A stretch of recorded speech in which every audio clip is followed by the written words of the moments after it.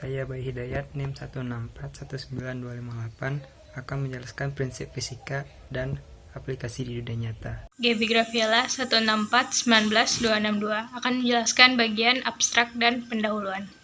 Saya Raiti Resbita Dewi, NIM 164-19266 akan membawakan hasil analisis dan kesimpulan dari RBL kelompok kami.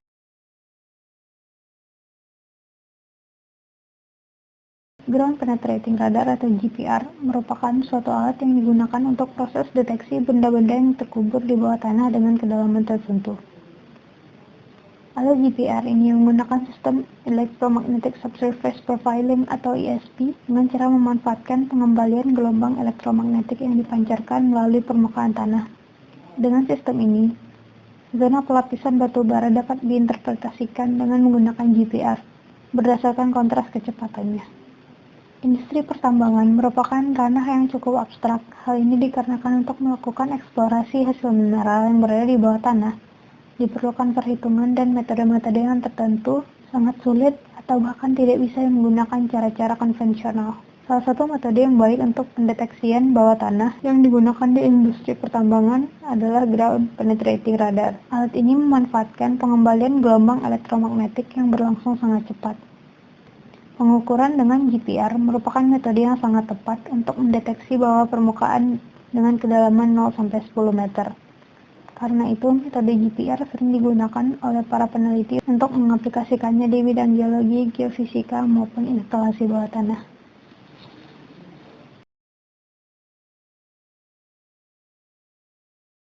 Prinsip fisika yang digunakan. Pertama, prinsip gelombang elektromagnetik. Gelombang elektromagnetik adalah gelombang yang memancar tanpa memerlukan media lambat yang membawa muatan energi listrik dan energi magnet. Persamaan Maxwell dapat mengindikasikan sebuah gelombang merupakan gelombang elektromagnetik yang terdiri dari atas 4 persamaan diferensial parsial yang dapat mengungkapkan sifat-sifat medan listrik dan medan magnet. Di dalam ruang hampa, kecepatan gelombang elektromagnetik sebanding dengan kecepatan cahaya, yaitu sekitar 3 kali 10⁸ meter per second. Prinsip kedua yaitu permitivitas, adalah suatu besaran yang menunjukkan kemampuan suatu medium untuk dilewati oleh garis medan listrik.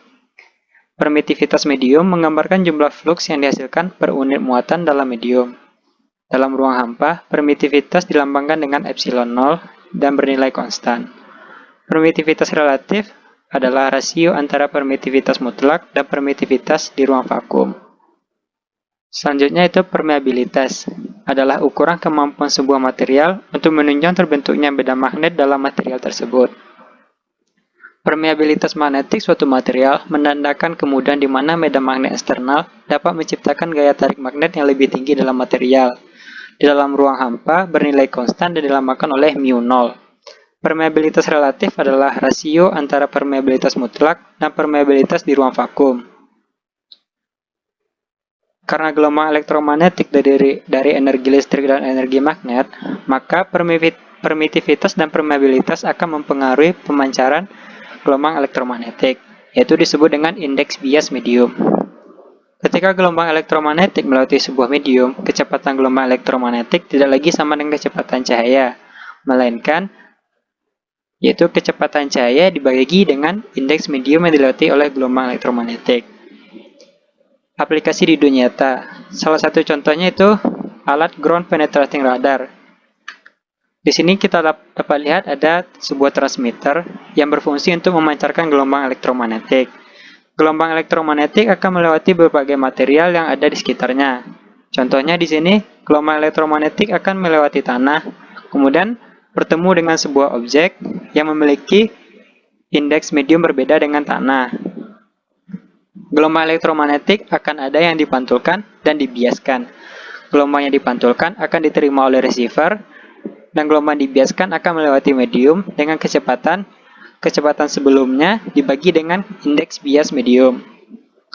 Setelah gelombang elektromagnetik keluar dari objek, gelombang elektromagnetik akan bertemu dengan sebuah lapisan, kemudian akan ada gelombang elektromagnetik yang terpantul. Kemudian kedua gelombang elektromagnetik yang terpantul tadi akan menimbulkan perbedaan fasa, sehingga dengan data-data dan berkas-berkas yang diterima oleh receiver, kemudian diolah oleh aplikasi, para geofisikawan dapat mengidentifikasi bentuk rupa di bawah muka tanah.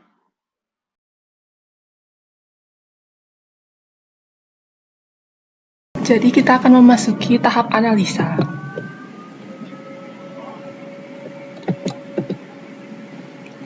Makalah yang berjudul Interpretasi Kandungan Batu Bara Menggunakan Ground Penetrating Radar. Pertama-tama kita awali analisa dengan pembahasan mengenai penggunaan GPR. Penggunaan Ground Penetrating Radar atau GPR sudah sejak lama dimanfaatkan untuk mendeteksi atau memetakan keadaan bawah tanah. Dalam pembahasan ini, sistem kerja GPR secara garis besar memanfaatkan sistem gelombang elektromagnetik, di mana gelombang elektromagnetik akan dipancarkan ke bumi, diteruskan, dipantulkan, dan dihamburkan oleh struktur dan anomali yang berada di bawah permukaan. Dengan alat ini akan dihasilkan grafik dengan gambar bawah permukaan dengan tanah yang dengan resolusi yang tinggi, karena gelombang yang dipancarkan juga memiliki resolusi yang tinggi. Ini merupakan salah satu contoh gambar pemetaan dari sistem GPR untuk memetakan lapisan air yang berada di bawah tanah. Diketahui juga bahwa kecepatan gelombang elektromagnetik di udara akan lebih cepat daripada di suatu medium. GPR memiliki fitur koefisien dielektrik, di mana nilai tersebut akan menggambarkan parameter fisik dari parameter yang dilalui oleh tanah. Di mana semakin besar koefisien, maka semakin cepat lambat kecepatan gelombang elektromagnetik akan semakin rendah. Ini merupakan salah satu contoh gambar skema pembentukan batu bara. Dengan menggunakan profil GPR, dari seluruh lintasan terdapat 3 lapisan yang merupakan bidang antar 4 jenis batuan. Keempat lapisan ini dibatasi 3 reflektor yang digambarkan dalam skala warna yang berbeda. Topsoil atau lapisan penutup merupakan lapisan yang sangat sensitif.